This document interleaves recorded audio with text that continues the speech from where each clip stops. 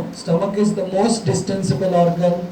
It lies in the left hypochondriac region, the epigastrium and the umbilical region. The stomach, the morphology is just multiples of 2, upper end which is cardiac end at the level of T11, lower end which is the pyloric end which is at the level of L1.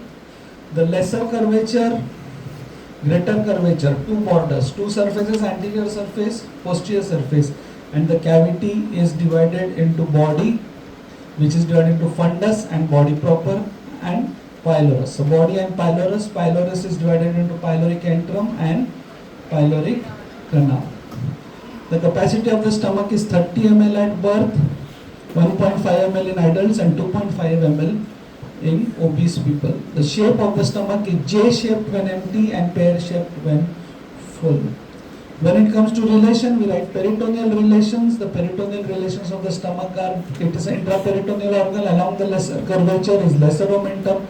Along the greater curvature is greater omentum. Apart from this, the stomach has gastrophrenic, gastrosplenic ligament, 2 more ligaments.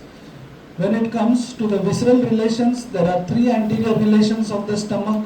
1 is rib cage and diaphragm. 2 is liver, the left lobe of liver, and 3 is anterior abdominal wall. So this forms the gastric triangle. The posterior relations of the stomach are those structures forming the stomach bed, where there is the anterior surface of pancreas, there is spleen, there is the left kidney, there is the left suprarenal, there is the splenic artery also. The lymphatic drainage of the stomach is into pancreatico-splenic lymph nodes, the right gastroepiploic lymph nodes, it is into the left gastric lymph nodes and subpyloric lymph nodes, all of them going to celiac lymph nodes, and from celiac it is going to the hepatic lymph nodes. The blood supply of the stomach is mainly coming from the celiac trunk, since it is developed from the foregut. Splenic artery gives short gastric arteries which pass through the gastrosplenic ligament. Splenic artery also gives the left gastroepiploic artery. The celiac trunk gives common hepatic, which gives gastroduodenal, which gives left gastroepiploic, the right gastroepiploic artery.